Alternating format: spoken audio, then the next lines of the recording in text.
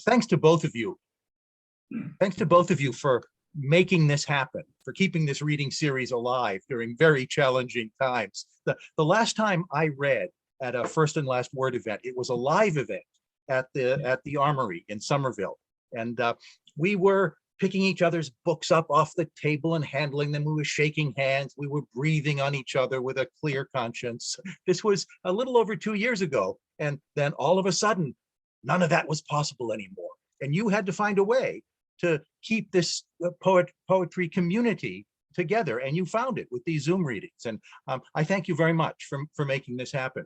I am going to be reading tonight from my new collection, Abracadratude, because any hack can use a word that's, you know, a real word for a title of their book.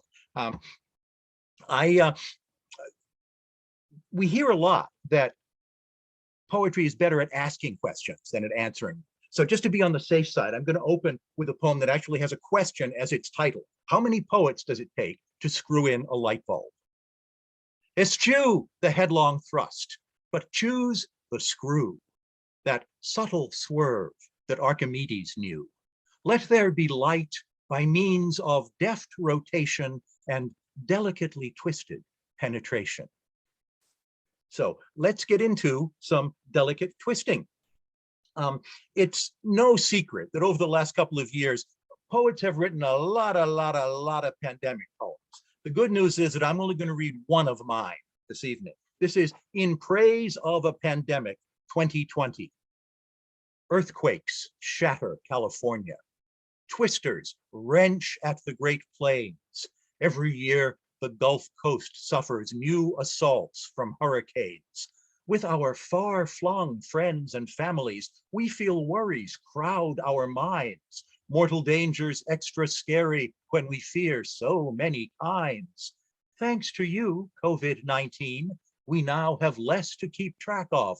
Everywhere, just one convenient killer stalks the ones we love. And I think from a death poem, maybe it's time to segue directly to a love poem, because, you know, love. This is public service announcement. Ideally, this embrace would be just me for you and you for me. Even if we assumed we could, there would be no necessity to brew it, hey world, love is good. That would be widely understood, would shine in several billion eyes. But as things stand, we feel we should go public, skywrite, advertise what would be private otherwise, the corny, horny truth that two becoming one can symbolize. Just you for me and me for you. If we asserted that we screw for world peace, it would not be true. And yet, we do. We do. We do. And here is another love poem. This is a love poem that I wrote after I'd been listening to a lot of country music.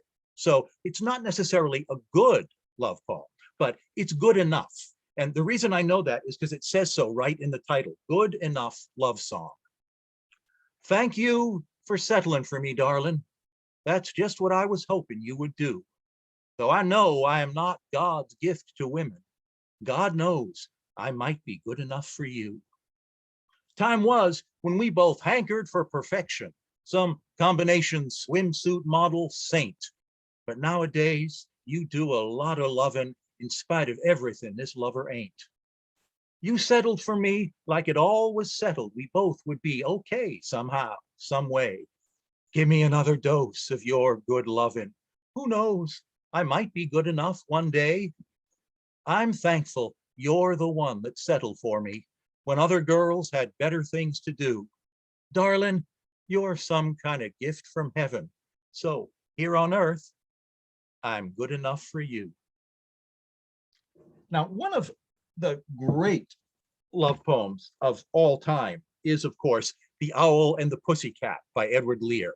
I can still remember, I can still hear my mother's voice reading that poem to us when we were kids. They sailed away for a year and a day to the land where the bong tree grows. And there in the wood, a piggywig stood with a ring at the end of his nose. And you know where the story goes from there, right? They buy the ring from the piggywig. They get married by the turkey who lives on the hill. They eat their wedding feast with a runcible spoon, of course, because it's an Edward Lear poem. And hand in hand on the edge of the sand, they dance by the light of the moon. It's one of the great works of nonsense verse in all of literature, and it certainly did not need a sequel, but I wrote one anyway. This is Owl and Pussycat Honeymoon. Our courtship was fun. Now the wedding is done, and we've issues we need to discuss, said the pussy. Coition in any position is a knotty dilemma for us. Never mind procreation, just plain recreation involving a cat and a bird looks to be heavy weather. Between fur and feather, congress must, alas, prove absurd. My sweet wife, the owl said, our marital bed is a place we have no need to fear. We were made for romance. We are creatures of fancy. How pleasant to know Mr. Lear. How do you suppose that a ring from the nose of a piggy fits snug on your paw? Nonsensical verse can make better from worse. We are not bound by natural law. We can dance hand in hand on the edge of the sand, though of hands we are neither possessed. I strum my guitar, croon how lovely you are, and the muses take care of the rest. Details of anatomy simply don't matter. We transcend such stuff. We belong to a realm whose carnality scoffs at reality. Come, inhale from this tree. It's a bong. And since we have now fired up the bong, metaphorically speaking, I thought I would do this one newer poem about a plant that until recently was illegal to consume and possess in Massachusetts, but now you can buy it at the store and grow it in your garden. And I'm not much of a gardener. I do not grow my own, but I have friends who do. And they tell me this plant thrives lavishly in our New England climate. And you can end up with a lot more produce than you might have been planning for. So this is abundant buzz. Our plants, they grow like weeds, are legal now. We raise these babies from prime proven seed, as many as our state laws will allow. Each year, we harvest more crop than we need. We press gift bags on friends and family, both herb and cookies, home-baked with homegrown. Moist, chewy fruitcakes laced with THC, the minds of all our Christmas guests have blown. We're on the lookout for new recipes. Try skewered buds to garnish your martini. What can we do to make you take some? Please, help! Ganja has become the new zucchini. And I think it might be time now to move to the last section of this book. The final section of Abracadratude is entirely devoted to limericks and double dactyls. And it will not surprise anybody here, I think, that abracadabratude is a word that I coined specifically to use in a double dactyl. In this case, a Harry Potter double dactyl. Hogwarts Academy headmaster Dumbledore, mentoring teens in 4 wizard school dorms, keeps a keen eye on their abracadabratude as they brave occult and hormonal storms. Now, obviously, a poem like that exists primarily just for its entertainment value, but I believe that some of these light verse forms, double dactyls, limericks, clarihues, can occasionally punch above their weight. Here's one that presumes to address some of the most fraught racial and sexual issues in American history. This is Monticello updates the exhibits. Liberty, flibberty, Hemmings and Jefferson made an arrangement in black, white, and gray. Master-slave Congress proved philoprogenitive, also consensual, harder to say. And here's a double dactyl about the history of the American West, or rather about the fictional version of American Western history purveyed by Hollywood. I think you probably all know that the movie star we know as John Wayne was not born with that name. He was originally called Marion Morrison. So this is How the West Was Wayne. 3 rules to live by, says Marion Morrison. Monosyllabic names suit tough guys best. Cinematography salvages one-note stars. Rewritten history rules the Old West. And let's move from double dactyls to limericks. I'm going to start with a couple of what I call filmericks. I've heard other poets refer to them as limmerflicks. It's the same difference either way. It's a limerick inspired by a classic film. For example, Rick seems the least moral of men, but he does noble deeds now and then. When another man's wife re-enters his life, he elects not to play it again.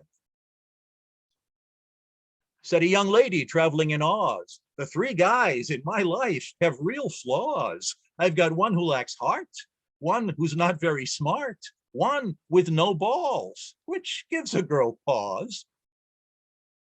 And here, moving from Hollywood to the Bible, here's a biblical limerick. This life loses its salt, declared Lot, when the temper of heaven gets hot. Though I played the good host, all my neighbors are toast, and my wife, once so sweet, now is not. And what else do we have here? Here's a great American novel limerick.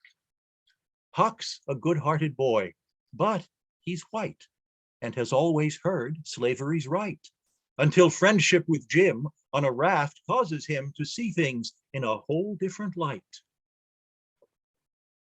And these are a couple of Shakespeare limericks that I wrote when I had the great pleasure of playing Friar Lawrence in a production of Romeo and Juliet in Montpelier, Vermont. I became very fond of the 2 young actors who were playing the title roles, and I gave each of them an original limerick as an opening night gift, because I'm a cheap bastard who could not be bothered to buy a real gift.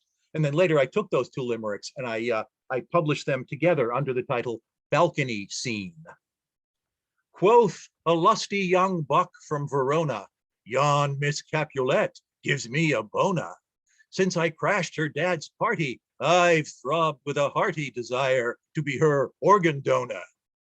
Muses Juliet, untapped and young, with my hottest love songs yet unsung, I thrill to lush words about flowers and birds. Slip me more of sweet Romeo's tongue. And to end on a positive, upbeat, optimistic note, I think I will close with Postcard from the Afterlife. How cool is heaven? Where do I begin here?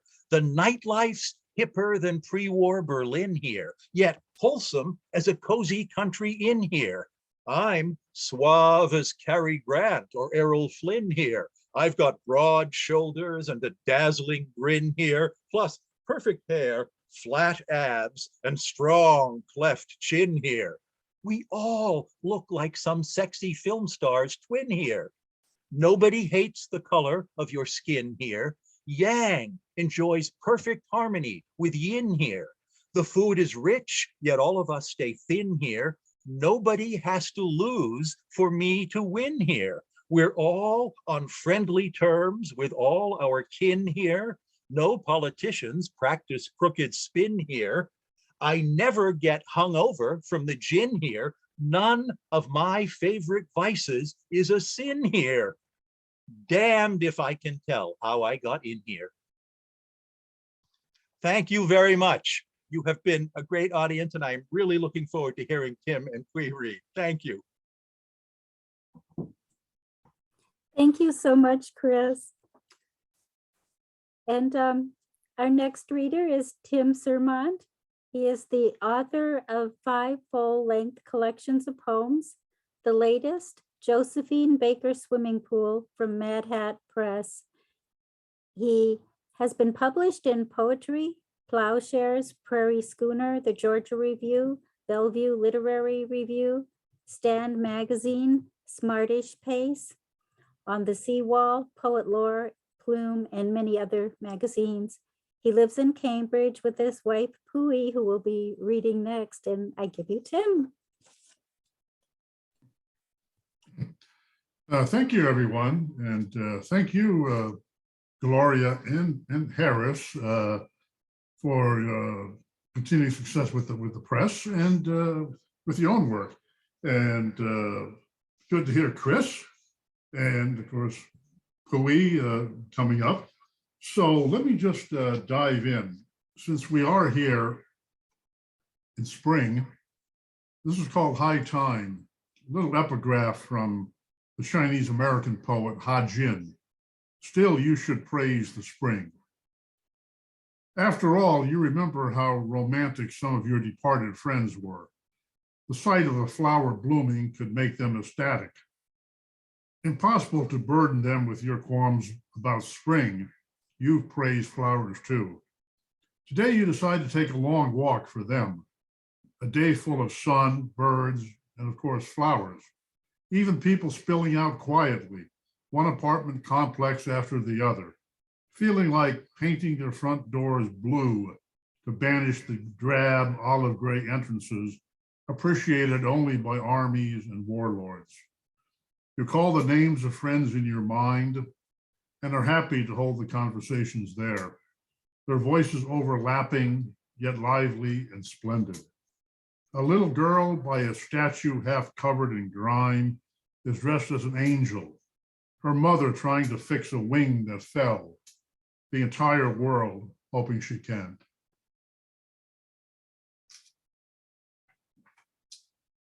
Alone on the basketball court. It's not that I'm selfish. I love my teammates, even love those I play against, especially when in my swagger, I pump in shots that leave them dumbstruck.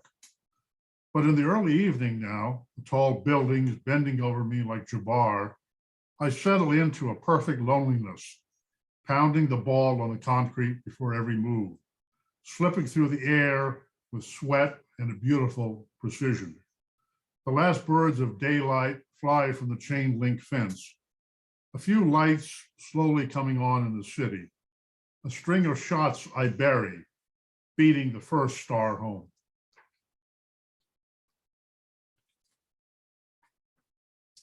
We all have some place in the world. My wife dreams of living in Paris. Admirable, but I'm content living with her anywhere. At the moment, in a building by the train tracks, a little park, construction going on all around. Camus loved the beach, whereas I've fallen for the ditch of a canal that leads to a pizzeria always open for business. All the pies getting dressed for their bon voyage.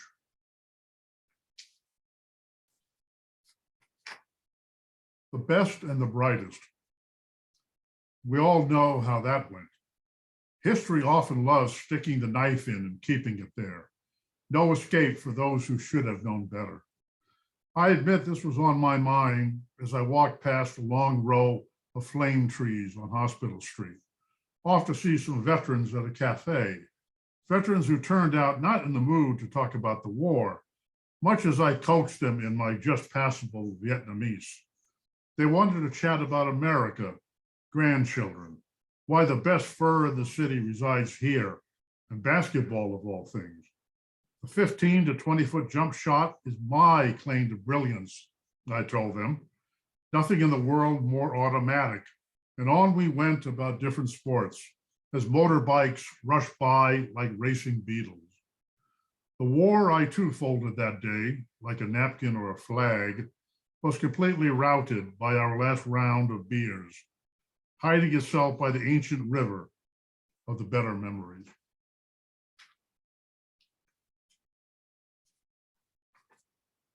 Not that I sought it. Somebody called me an elitist, which was news to me. I thought I was light years away from ever becoming one. But I accepted the mantle for a short while. I took my elitist garbage bags down the elitist hall, and in the elitist trash room, dropped them down the elitist chute and into the arms of the elitist garbage men. On my way to the elitist supermarket, I stopped to tell a group of elitist construction workers how well their building was progressing. It's an elitist thing to say, a man named Moses said, but we're damn good at what we do. I, the temporary elitist, understood.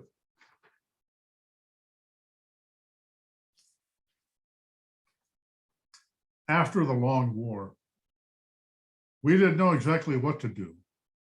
Could we allow military matters to fade, if only slowly, from memory and remember the casualties in peace? We didn't want to stand with our hands in our pockets, looking at our feet. We wanted to be lovers and not fighters exclusively again. We wanted to sit in the cafes of our cities, a little decadently, absorbed in our good fortune. We didn't want to conquer anyone anymore. When a siren went off, we dropped and hugged the concrete as if it were a blanket. Thankful beyond words, it was a false alarm.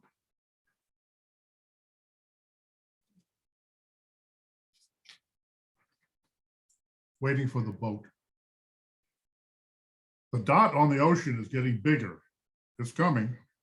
I shuffle my feet, a shy dance. My suitcase, like the dog I once had, is right by my side. I've packed some clothes, a few books, and a coat for any season. I don't know where I'm going beyond a clue or two, which is usually the case. More and more people arrive, mill about the shore. They seem as anxious but prepared as I am. I wonder what books they have nestled on top of a dear dress, a sturdy pair of pants.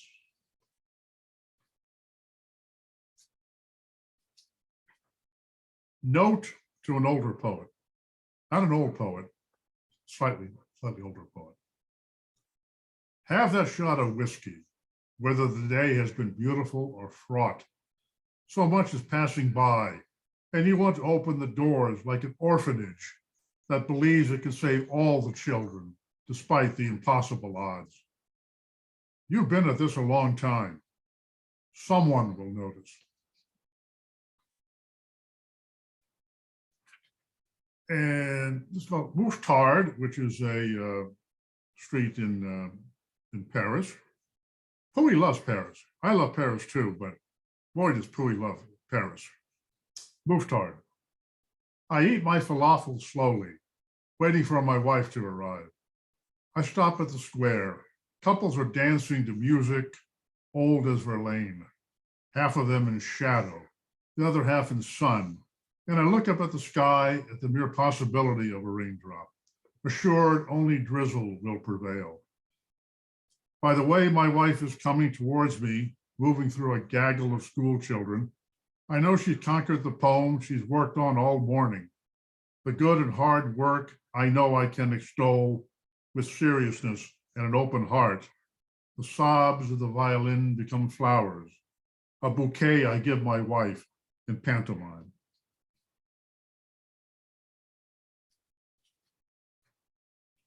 Arise and go from there. This has an epigraph from James Tate. My mother went to heaven and came back disappointed. Since I haven't seen my mother around these parts in years, I can assume she's liked it enough to stay. I don't believe in heaven, but I cheer its possibility for everyone I love. If my mother did come back, there's lots she'd need to catch up on. Triumphs and failures soaked in either light or sadness. And it would give me the chance to ask about heaven. Does Jesus still like to wander in his robe? What does he do for fun? Where does he go sometimes to hide and repair? Questions the theologians on earth won't speculate upon in any of their treatises. And they never do they? I wonder why. And thinking of Chris here, when he mentioned just doing the one pandemic poem, this is just one pandemic poem that I will do, called The City Is. The city is slowly showing some light. The head-to-toe darkness it displayed months earlier no longer carries the days. The light is still weak, and as the fall arrives, a casket color still clings, and a harsh winter forecast refuses to back down. But it is the spring that beckons, crowds wearing light jackets and sweaters on the streets, flowers starting to bloom without a hint of sadness, and the sun beginning its rifts, gladly brushing everyone's hair.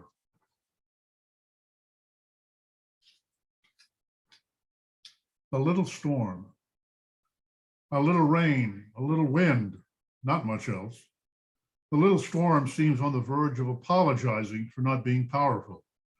Birds are out for a little bath, and people start venturing outside, colorful umbrellas popping up in the little park.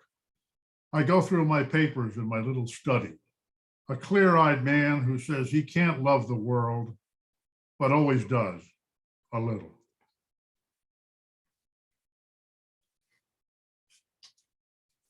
Troubles.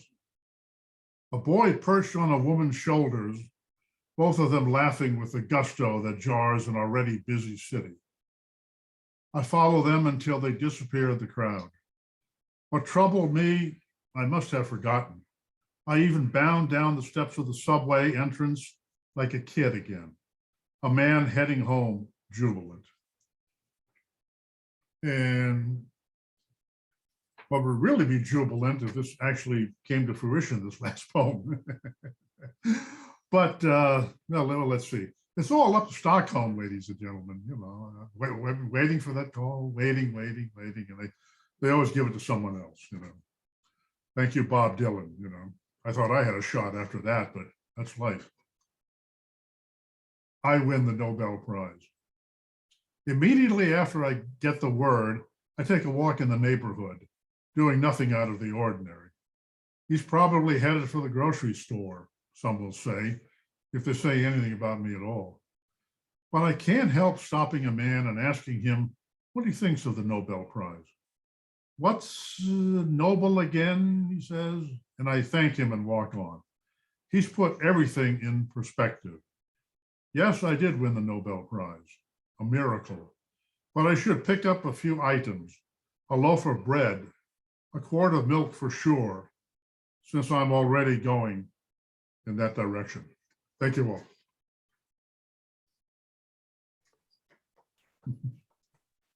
Thank you, Tim. That was wonderful. Thank you. And our next reader is Pui Ying Wong. She's the author of 2 full-length books of poetry, An Immigrant's Winter, published by Glassliar Press, and Yellow Plum Season, New York Quarterly Books, along with 2 chapbooks. She has a new book, The Feast, forthcoming from MadHat Press. She has received a Pushcart Prize. Her poems have appeared in Ploughshares, Prairie Schooner, Plume, Chicago Quarterly Review, New Letters, Zone 3, and the New York Times, and many others. She was born and raised in Hong Kong, and she lives in Cambridge with her husband, Tim, who you just heard. And I give you Pui.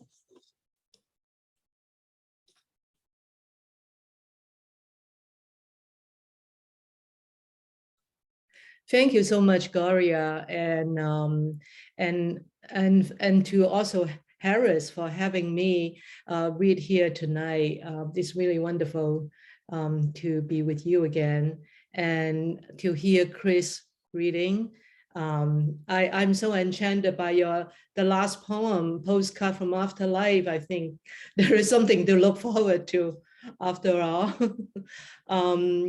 And also thank you to all of you who are here tonight. And it feels really cozy, like I'm reading to friends in the living room, which is great.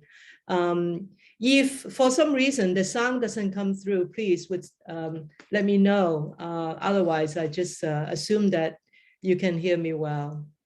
Okay. So I realized that when I picked this group of poems to read, that a lot of these poems are about every day, and yeah, for the recent year, seems like a long time. I've been home a lot, so my poem had been a lot about being home and being in a neighborhood. And then the other thing is, you know, how poets like to look out the window. I'm sure I'm not the only one who is doing that. The backyard. A man with a blower tries to sweep the leaves that have fallen overnight into one big pile. A gust of wind tears into the pile and the leaves crumble. The man swings his blower harder and more leaves fall. It goes on like this the whole morning. The man who is lonely is not unhappy. He's found a doing partner in the wind.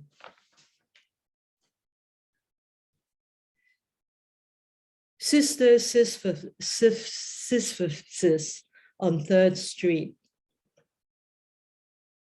Not even the postman knows where she lives. The woman walking with her 4 large maroon suitcases has become a frequent sight. She pushes 2 of them up the block, then comes back for the others again and again. It takes her a whole morning to cross the neighborhood.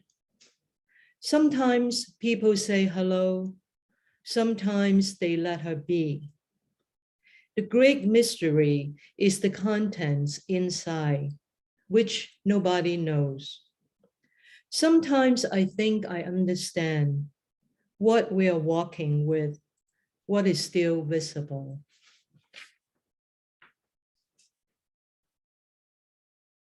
Lincoln Park.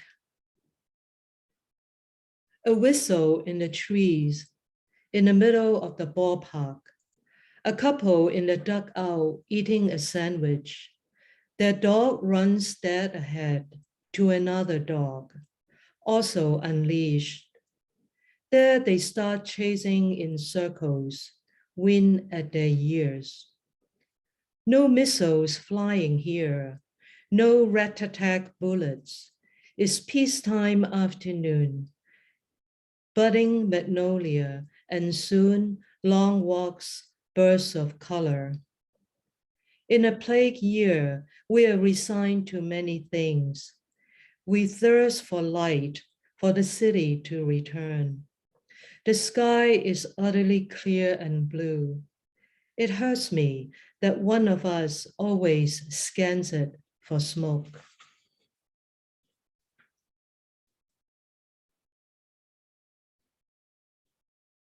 Station.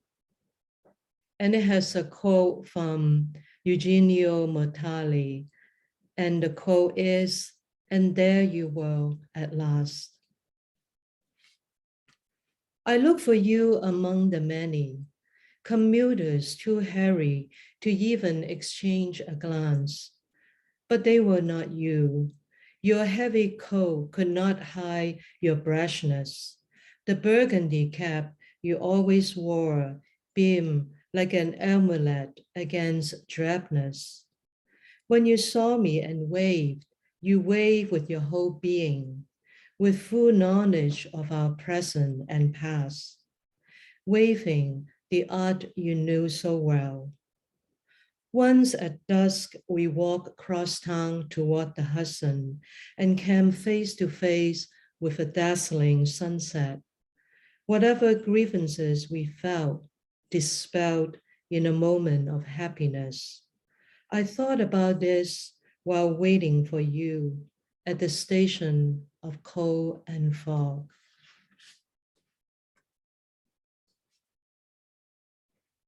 So every day,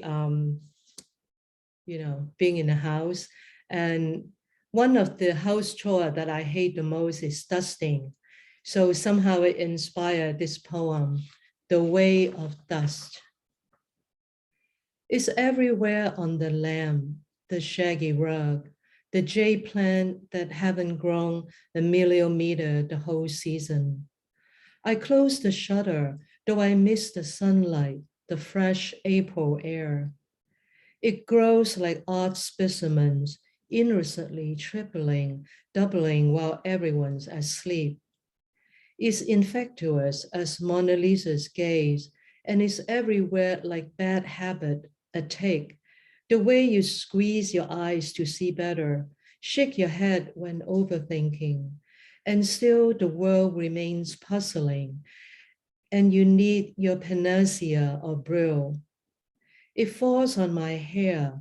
I don a bonnet, mask up. I sneeze, I cough, and what I cough out is the sound of a sorrow going down. It powders the TV screen, pollen, silica, microscopic bugs slowly killing me while I watch fake murder on the Mystery Channel. It's even on the little bronze Buddha they say emerges from his journeys, shining like a clear moon. Time to call that a lie.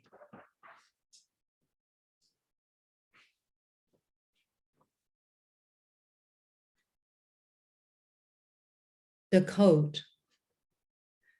Sometimes I take it out of the plastic box, surprised at how well it held up. The color is still a cool tone vermilion with a black silk underlay. Short collar, front claps Chinese style, falling to my hips. I run my fingers over the embroidered plum blossoms, finches stitched to a branch and to a latex window where a woman is kept at her work table, needles and threads, a motif unchanged through the years. I was a daughter living in my parents' house. I wasn't talkative, I daydreamed. The coat has come with me house to house, and here in late Massachusetts light, a memory pursuing me. Do I now see the shadows beneath the evergreen, blossoms going limp in a quick frost, and the finches, well-bred, non-migratory, singing the virgin songs spared of lament, the ache of loss and found. They sing exuberantly, they sing in captivity.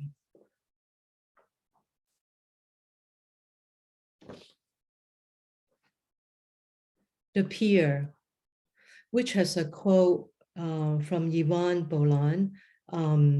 The quote is, "Time is shadowless there." Just wiggle of a fishing boat about to take off. A gull lands on the deck, unperturbed by the engine roar. An art student trying to capture light before the full sun, when the sky still wears an oily trim, nubuck leather.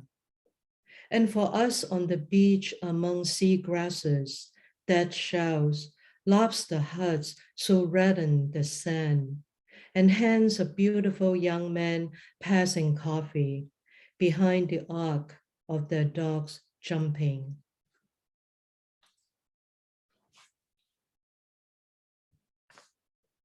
Here is a group of really tiny stanza or poems that are not really related to one another, but somehow I find a way to organize them into a poem. And poem is called Glass and Fireflies.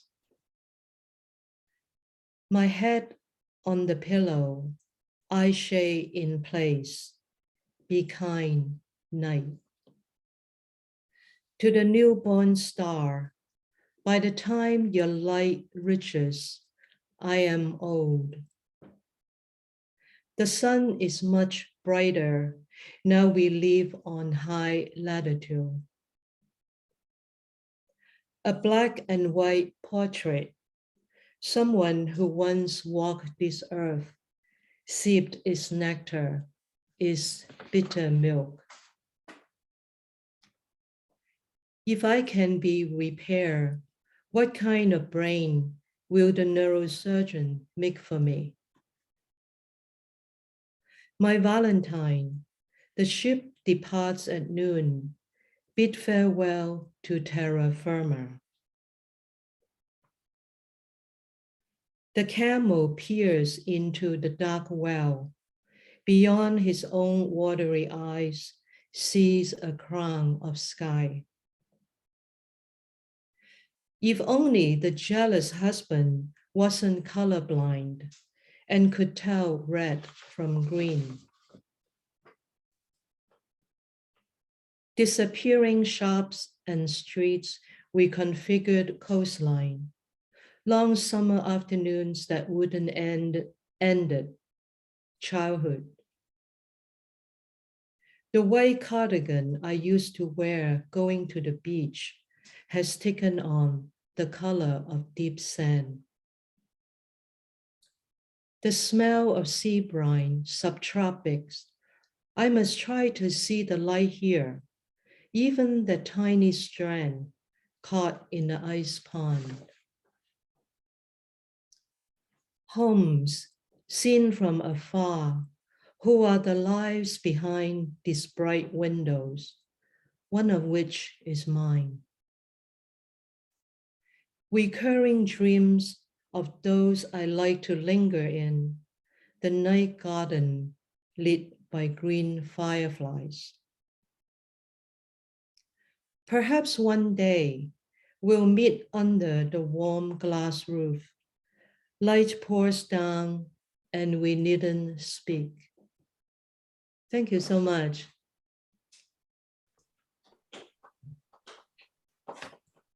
Thank you so much, Pui. That was wonderful. All of you were really just great tonight. And I'm just so grateful to have you here tonight. And I'm afraid we lost Harris tonight, and I know he'll be disappointed, but he can catch the recording of tonight. So I guess that's it. And thank you, everyone.